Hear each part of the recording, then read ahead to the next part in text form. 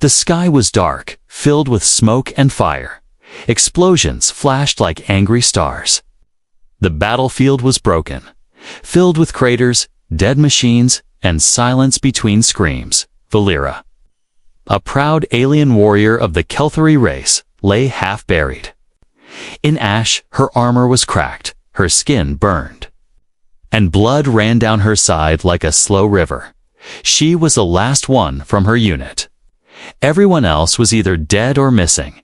She tried to move, but pain shot through her back. Her lungs hurt with every breath. She looked up at the red sky. Blinking through the smoke, above her enemy drones circled like vultures. Scanning for survivors, she knew they would find her soon. She didn't care anymore. The war had taken everything. Her home, her sister, her little daughter, gone. She had fought bravely, killed many, and still lost everything. Now she was just a dying soldier in the dirt, forgotten by both sides. "I'm sorry, my child," she whispered, voice weak. "I will see you soon." Her fingers curled into the ash. She closed her eyes and waited for the final moment. Her heart slowed. Her breath became shallow. She accepted it. Death was coming, and she was ready. But then she heard something strange. A voice, deep and soft. It was speaking her language, but with an accent. Her eyes opened slightly, just enough to see a shape moving through the smoke. "Don't move," the voice said. "I've got you, a human." She couldn't believe it. Her body tensed, but she was too weak to resist. Large arms lifted her gently. Cradling her broken form like a child, he pressed something cold against her neck medicine. She blacked out. Time passed like a dream. There was no pain, no war, just silence. Then warmth, soft warmth. She opened her eyes again, slowly. This time she was not lying in dirt. She was inside a small shelter. Walls made of metal panels and plastic sheets. Outside, she heard wind and nothing else. She tried to sit up, but groaned in pain. A blanket was wrapped around her thermal, human-made, and beside her, sitting against the wall, was a man, a human man. He was tall and strong-looking, with a calm face and tired eyes. He didn't wear soldier armors, just a field medic's jacket. "Stained with dust and blood, you're awake," he said, not moving. "Closer? Good." She stared at him, unsure if it was a trick. "Why?" She coughed, her throat dry. "Why save me?" He looked at her for a moment, then away. "Because you were still breathing," he said. "And I don't leave anyone behind." She didn't believe him. She had killed humans in battle. Humans had killed her people. This man should hate her. Should have left her to die, but he didn't. He handed her a bottle of water. She hesitated, then drank. It tasted real, cold and clean. "My name's Daron," he said quietly. "Manek, 4th Division, Earth Fleet." She didn't respond. She didn't want to give him her name, but inside, something in her heart stirred. He could have let her die. But he didn't. That night, she couldn't sleep. Pain still lived in her bones. And fear in her mind. She watched him. He stayed awake most of the night, fixing equipment, checking sensors, writing something in a small notebook. Not once did he tried to hurt her or question her. He just gave her more pain meds and checked her wounds like she was any other patient. She didn't understand him. Was he trying to gain her trust? Was it some kind of human trick? Or was he truly different?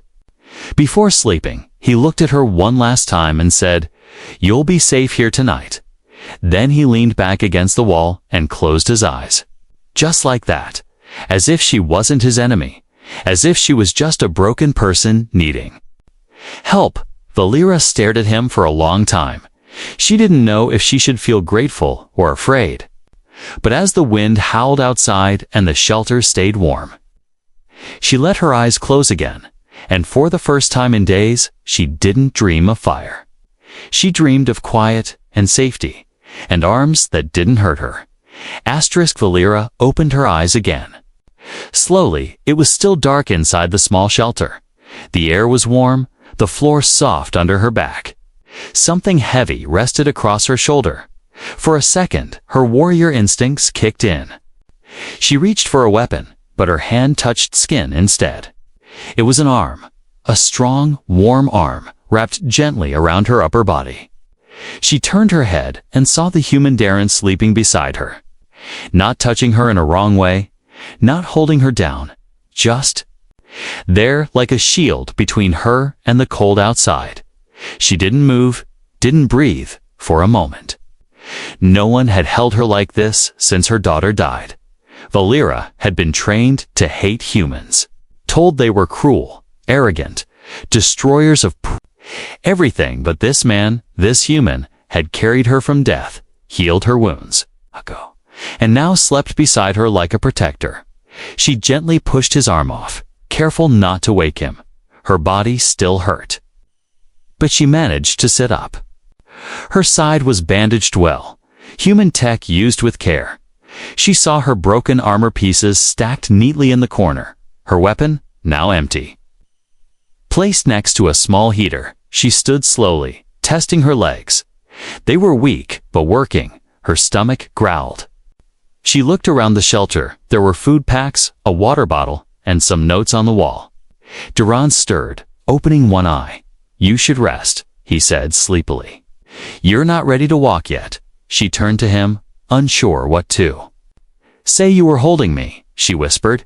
He rubbed his face and sat up. "Cold night," he said. "You were shivering." He didn't apologize, didn't explain further. Valera watched him, confused. Why was he being so kind? She had killed his kind. She had burned ships, destroyed human bases. She was a warrior, a killer. "You know who I am," she said firmly. "I know you're hurt," he replied. "I know you're alive." That made her chest tighten. Why did? Those words hit harder than any weapon. He tossed her a food packet. "Eat," he said. "It's not much, but it'll help." Valera looked at the pack, then back at him.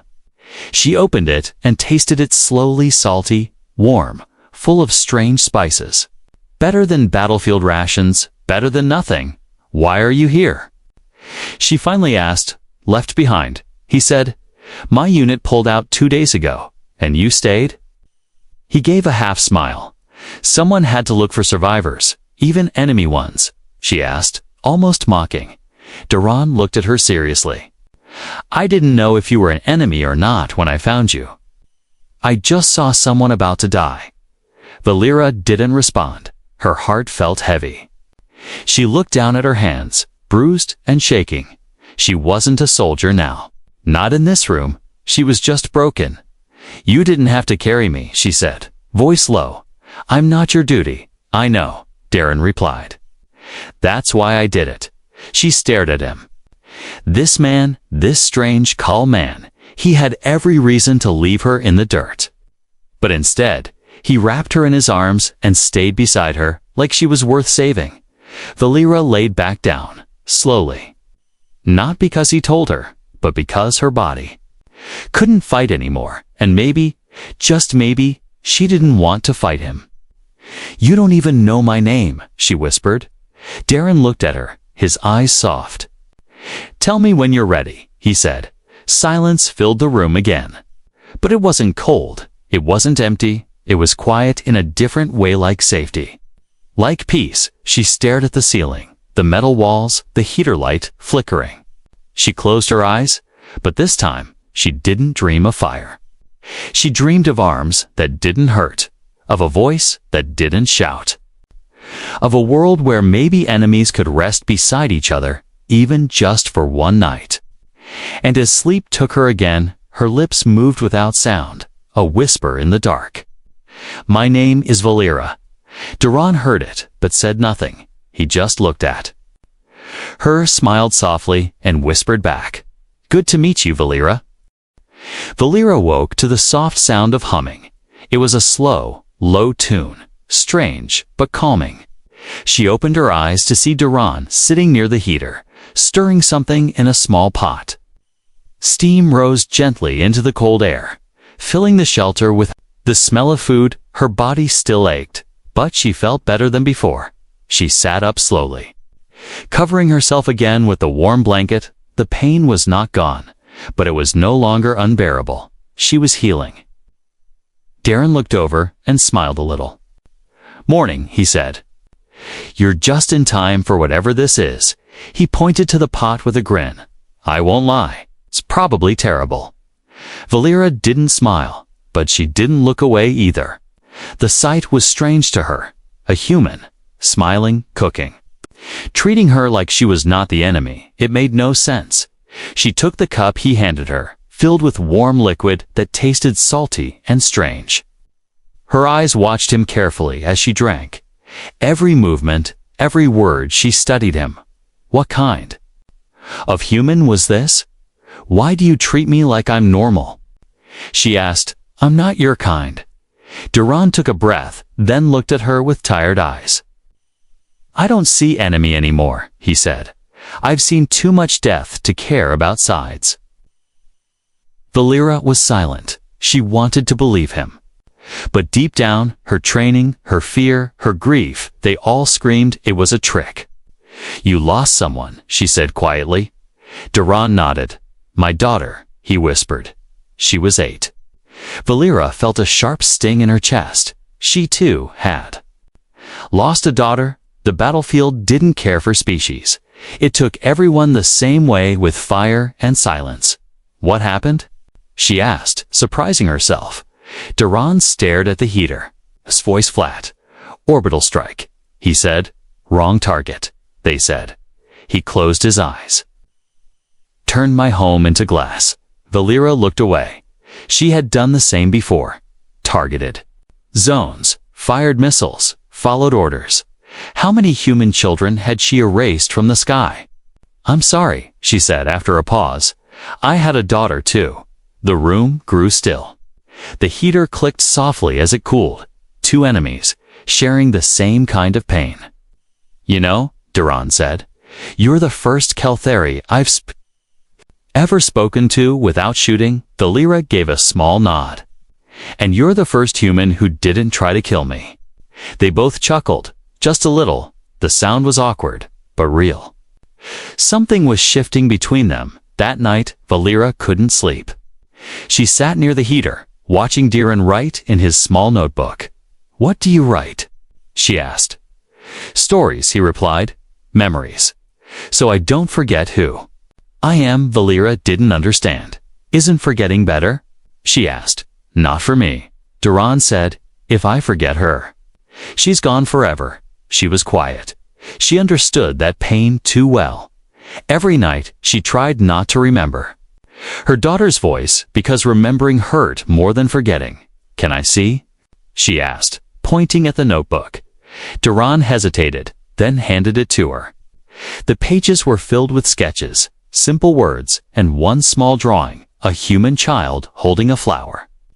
Smiling, Valera held the notebook like it was made of fire. She handed it back quickly. "I don't deserve to see that," she whispered. "Yes, you do." Duran said softly, "You're still here, still alive. That means something."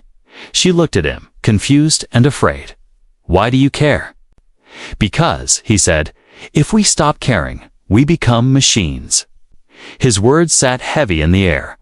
Valera leaned back, closing her eyes. Her body still ached. But her heart ached more. Not from wounds, but from the strange, growing feeling inside. A feeling she didn't know how to name. Was he truly an angel in this war? Or just another enemy hiding behind kind eyes? She didn't know. But for now, she didn't want to run. Not yet. That night, she didn't dream of explosions. She dreamed of a small child holding a flower. And a human hand reaching out, not to strike, but to save. The wind outside howled louder that morning. The metal walls of the shelter shook gently, but inside, the small space was quiet. Valera sat near the heater, holding a cup of water in both hands. She didn't speak, but her eyes kept moving toward Darren, who stood bent over a small console. His brows were tight, his fingers tapped buttons quickly. Something was wrong. "What is it?" she asked finally. Duran didn't answer at first. He turned a dial, pressed another button, and then looked up. "We've got a signal," he said, voice tense. "A tracking beacon, moving closer." Valera stiffened. "Enemy." Duran nodded slowly. "Probably." Her heart began to beat faster.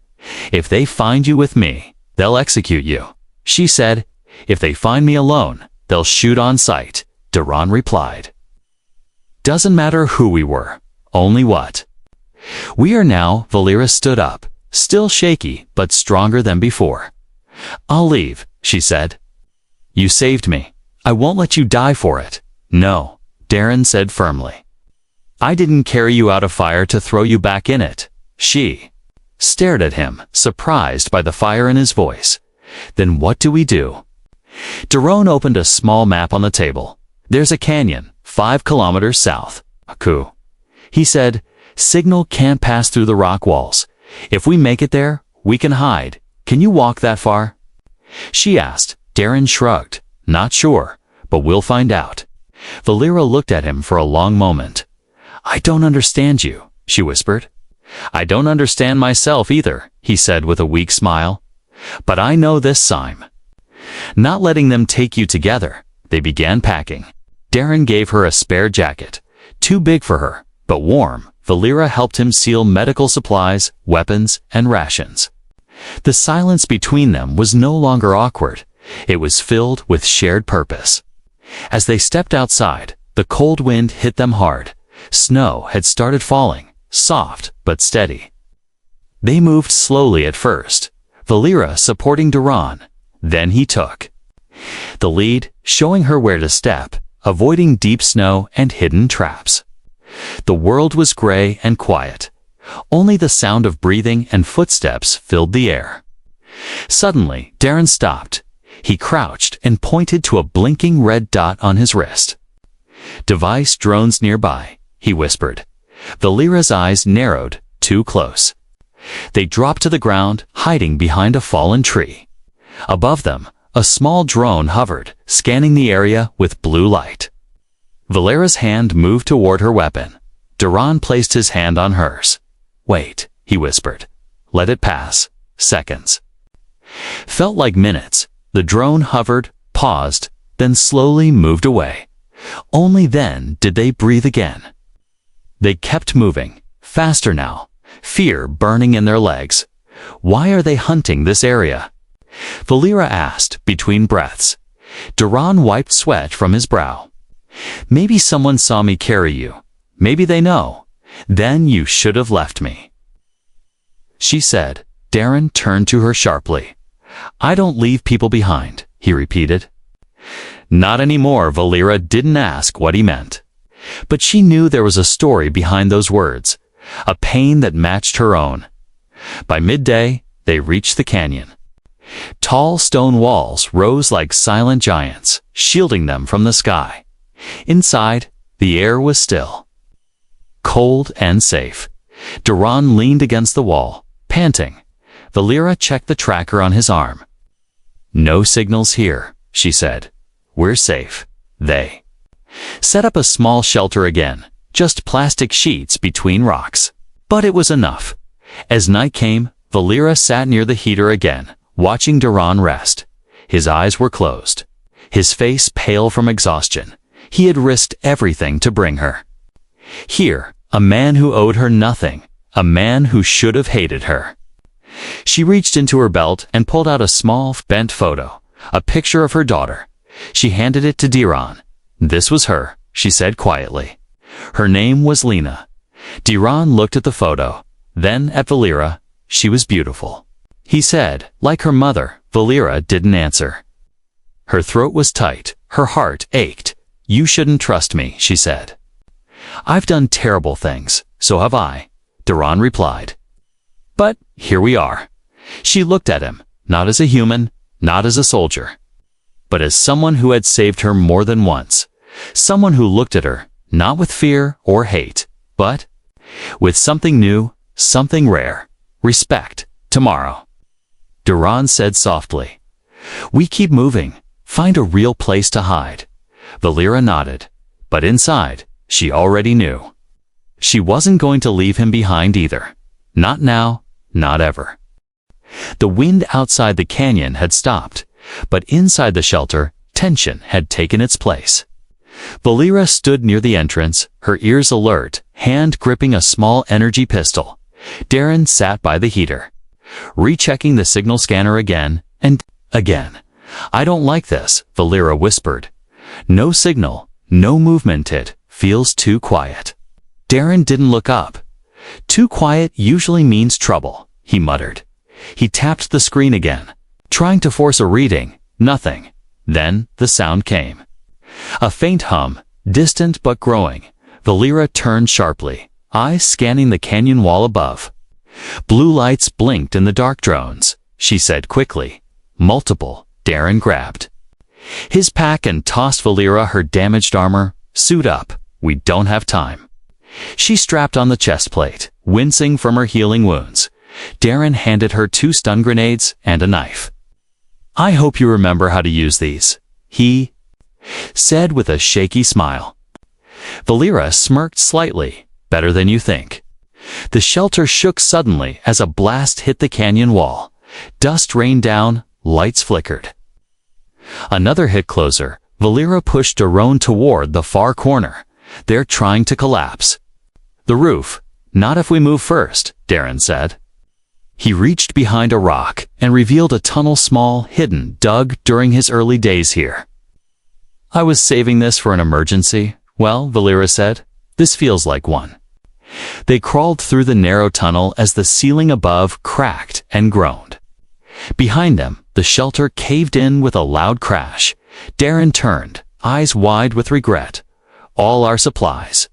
He muttered, we'll survive, Valera said. Pulling him forward, we always do. They emerged into a narrow path along the canyon wall. The wind had returned, sharp and cold. Drones zipped overhead, their searchlights slicing through the darkness. Valera pointed to a cluster of rocks. Hide there. As they ran, one drone spotted movement. A red light blinked. An alarm blared. Run. Duran shouted. They sprinted as blasts hit the ground behind them. The shockwaves sent dirt and stone flying. Duran slipped, fell, and cried out. His ankle twisted. Valera turned back without hesitation. She knelt beside him, her body shielding. You good? He nodded, face tight with pain. I can move. She helped him up and pulled him behind a rock wall. Stay here, she ordered, before he could argue. She was already moving. Her small frame disappeared into the dark. A second later, the sound of weapons firing echoed through the canyon. Duran tried to stand, his legs shaking. Then he saw its 3 drones falling from the sky, their lights dimming. Valera returned, breathing heavily. Smoke rising from her shoulder. You're insane, Duran said. She gave him a sharp look. I'm alive, he smiled. Despite everything, you're bleeding, he said. I've bled worse, she replied, but her legs gave out as she sat beside him. He reached for her shoulder, pressing cloth against the wound. You saved me, he whispered. Again, Valera looked at him, her breath slow. You saved me first. We're even now. For a moment, there was silence. Not the silence of fear, but the kind that follows survival. Their backs against. The rock bodies sore and cut, but hearts still beating. I thought you'd run, Duran said. I thought you'd leave me behind. Valera turned her head toward him. I don't leave people anymore, she said. Not after my daughter. Darren closed his eyes. The pain not just from his ankle now. He leaned his head back. War changes us, he said. Sometimes it destroys us, but sometimes, Valera whispered, it makes us find someone worth protecting. Their eyes met again, and in that dark, broken canyon, something new was born. Not friendship, not yet love, but trust. Fragile and real, we have to keep moving, Darren said. We can't stay. Here, Long Valera nodded. There's an old tower past the ridge. She said, if we reach it, maybe we can call for help, human or Kelthari help. Daron asked. Valera didn't answer immediately. She looked at the stars above. Whoever answers, she said, let's just hope they're better than the ones who sent us to war. They stood slowly, leaning on each other, two wounded souls. Fugitives from both sides, bound not by blood or orders, but by choice. The wind howled again, but this time they walked through it together, step by step. The snow was falling harder now. Thick white flakes covered the rocky ground like a silent blanket. Valera and Daron moved slowly through the narrow pass. Every step was painful, every breath sharp. With cold, Darren leaned on a branch he'd turned into a walking stick. His twisted ankle had swelled badly. Valera stayed close, her eyes scanning every shadow. Every ledge above. They couldn't afford to be surprised again. How much farther? Daron asked, wincing. Valera checked the small map on her wristband. 3 kilometers, she said. To the old tower, he groaned quietly. That's 3 too many. She gave him a sideways glance. You humans complain a lot. We do, Darren said, smiling weakly. But we keep going. Valera didn't smile back, but her pace slowed. She stayed closer to his side now. In her mind, something had shifted. This wasn't about survival anymore. It was about him. Hours passed in silence. Only the crunch of snow under boots. Only the soft sound of breath in the cold air. Then they reached a frozen ridge. Below it, a metal structure jutted from the rock half buried. Rusted, forgotten, the old tower. There it is. Darren whispered, looks like it hasn't worked in years. Valera nodded, but maybe the beacon still works. They climbed down slowly. The cold winds stung their faces, but they were used to pain now. Inside the tower, it was dark and musty. The roof had caved in on one side, but the console was still intact. Covered in dust, Valera set to work, hands fast and sure. Darren sat nearby, rubbing his ankle, watching her. He saw her focus. The way her fingers moved across, broken. Tech, like she'd done this 100 times before. You were a tech before the war?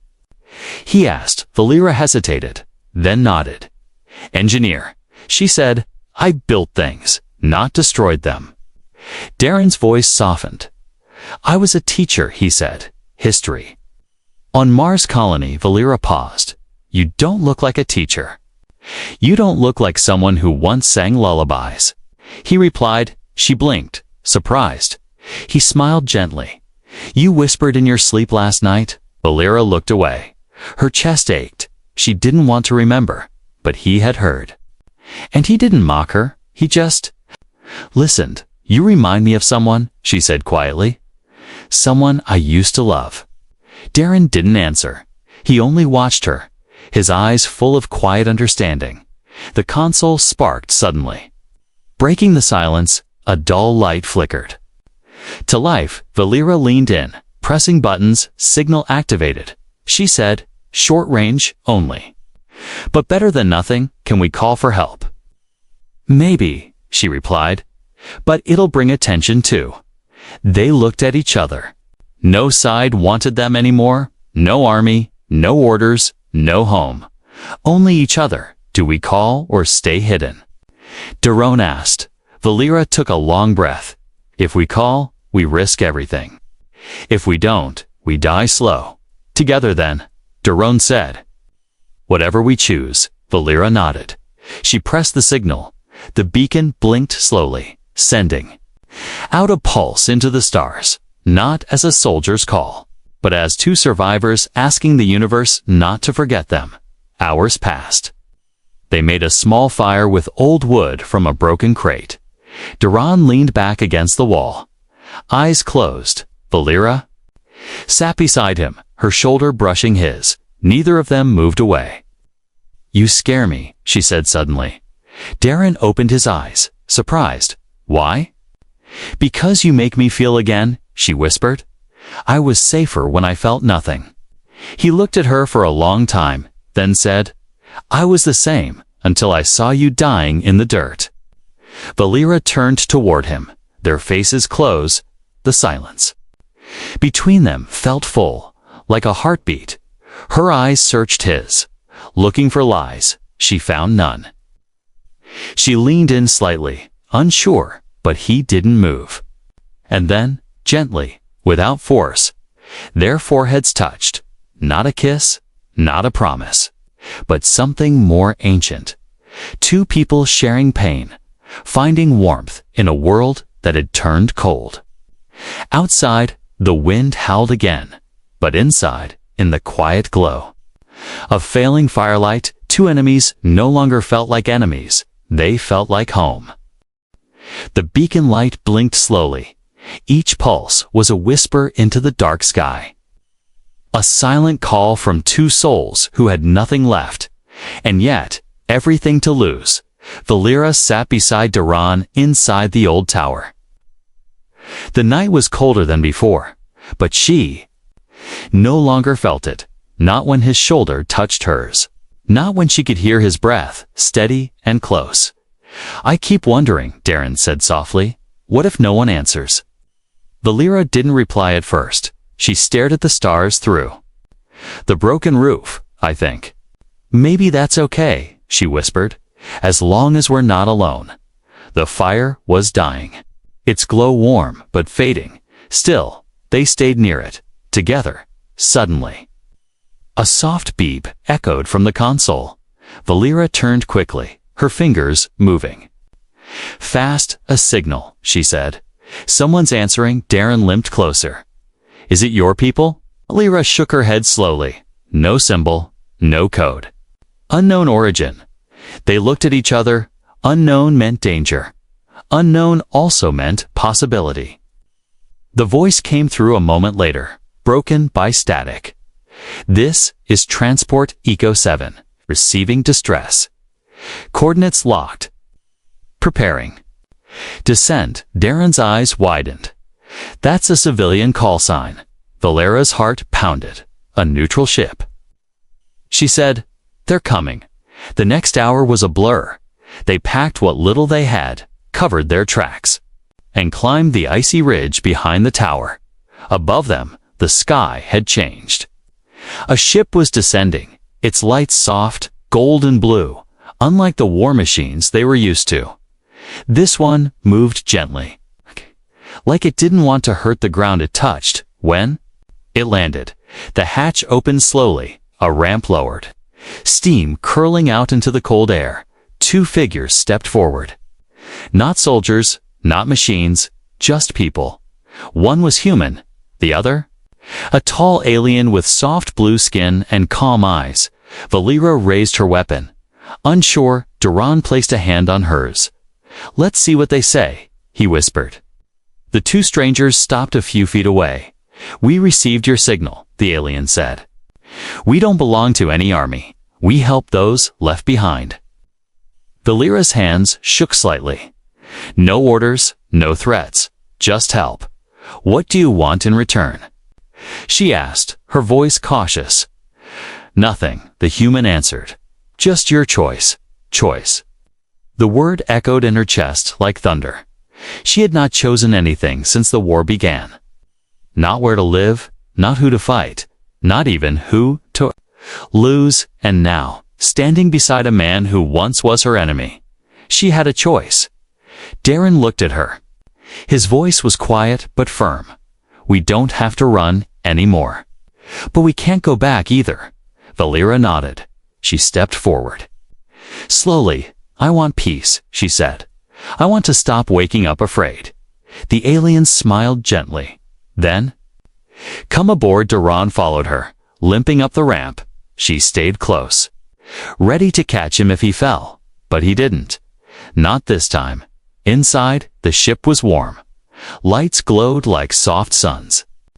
There were no weapons in sight, only blankets, food, and kind faces. It felt like something she had forgotten long ago. Safety. They were led to a small room, 2 beds. One window, no locks, no bars. Just a place to breathe. Darren sat down with a sigh. Valera stood at the window. She looked down at the broken world below, then turned to him. "You saved me," she said quietly. "And you saved me," he replied. Again and again, she took his hand in hers. For the first time, there was no hesitation, no fear, no armor. "Whatever happens next," she whispered, "we face it together." Darren nodded. "I wouldn't have it any other way." Outside, the ship rose from the ground, lifting them away from the war, away from the ruins, toward something unknown, something free, something new. Valera didn't know what world they were heading to, but for the first time, she didn't care. Because her new world wasn't a place. It was a feeling, a hand holding hers, a heartbeat beside her in the dark. A future they would build together, not as soldier, an enemy, but as two survivors, 2 people who chose love after choosing life.